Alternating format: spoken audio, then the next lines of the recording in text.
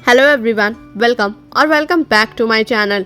मैं हूं भारती और आज आप लोग के लिए लेकर आई हूं कहानी तुम मेरी हो का एपिसोड नंबर 26। तो चलिए ज़्यादा बातें ना करते हुए हम कहानी के अगले भाग की तरफ बढ़ते हैं। कुछ दिन बाद ईशा भवन। आज ईशा और चिराग जी के बच्चे का नामकरण के उपलक्ष्य में पूरे घर में हर्षोल्लास का माहौल था। पूरे घर भव्य तरीके से सजा हुआ था। नामी गिरामी पॉलिटिशियंस और बिजनेसमैन उनकी खुशी में शामिल होने आए थे। हॉल के बीचों बीच हवन चल रहा था, जहां एक तरफ चिराग जी, ईशा जी और धृतिष्ठ बैठे थे, वहीं दूसरी ओर रणदीप जी अपने परिवार के साथ हाथ जोड़ ध्यान लगाए थे। पूरे हॉल में मंत्रोच्चारण की आवाज गूंज रही थी। जजमान, बिटिया का शुभ नाम द से रखा जाए, पंडित जी ने कहा। चिराग जी और ईशा जी ने ईशा जी की गोद में लेटी हुई नन्ही सी जान पर नजर डाली और फिर एक दूसरे की तरफ देखकर मुस्कुरा दिए। धृतिष्ठ ने उन दोनों की तरफ देखते हुए कहा, माँ पापा, हम एंजल को क्या बुलाएंगे?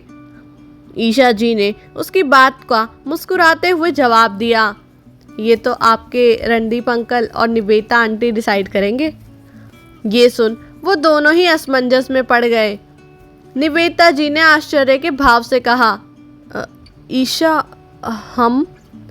ईशा जी मुस्कुराते हुए उठी और उस नन्ही जान को निवेता जी की गोद में थमाते हुए बोली, इसे इस दुनिया के अंदर लाने में आप दोनों का ही सबसे बड़ा हाथ है, तो अब आप दोनों ही इसे इसका नाम भी दीजिए। और इतना कह वो वापस अपनी जगह पर बैठ गई। उन दोनों ने उस बच्ची की तरफ देखा। रणदीप जी ने उसके नन्हे कोमल गालों को छूते हुए कहा, कितनी दिव्य सुंदर है, ऐसा लग रहा है मानो साक्षात देवी माँ उतर आई हो। निवेता जी ने यह सुन धीरे से कहा, दिविशा। और फिर वो मुस्कुराकर सबकी तरफ देखते हुए बोली, दिविशा, देवी दुर्गा।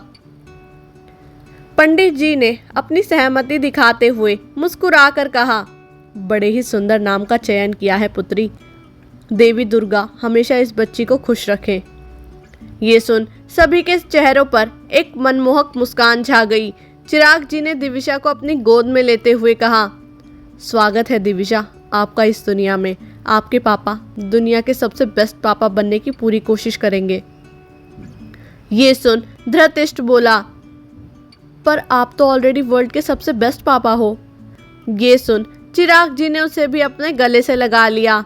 सभी लोग पार्टी में व्यस्त थे। जब चिराग जी और रणदीप जी दोनों का फोन साथ में बजा, दोनों ने अपने फोन पर फ्लैश हो रहे नंबर पर एक नज़र डाली।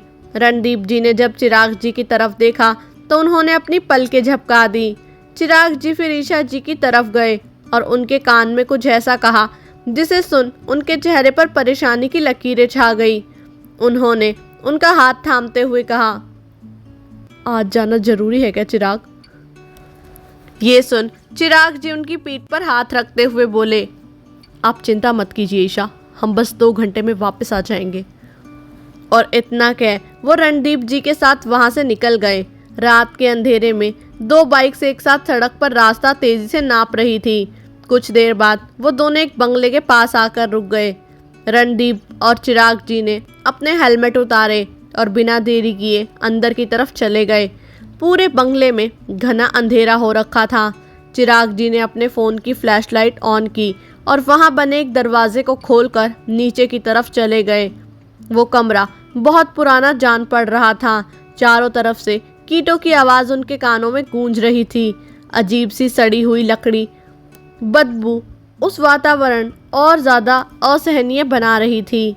तभी चिराग जी की नज़र सामने कुर्सी पर बंधे बेबस विमल पर पड़ी। अभी कुछ देर पहले ही उन्हें किसी अनजान नंबर से फ़ोन आया था, जिसमें उन्हें विमल को मारने की धमकी मिली थी। कहने को विमल उनका पीए था, पर वो उसे अपने सगे भाई जैसा ही मानते थे। एक्सीडेंट के दिन से ही विमल का कुछ पता नहीं चल पा रहा था। कई सूत्रों से उन्हें ये तक पता चल गया था कि उस एक्सीडेंट में विमल भी उनके दुश्मनों के साथ मिला था, पर उनका मन ये बात मानने को तैयार नहीं था। पर जब काफ़ी दिनों तक विमल का कुछ पता नहीं चला तो सबको यही लगने लगा था कि वो सब बातें सच हैं। पर अब उनको अपनी आंखों के सामने इस कदर देखकर चिराग जी को बहुत बुरा महसूस हो रहा था।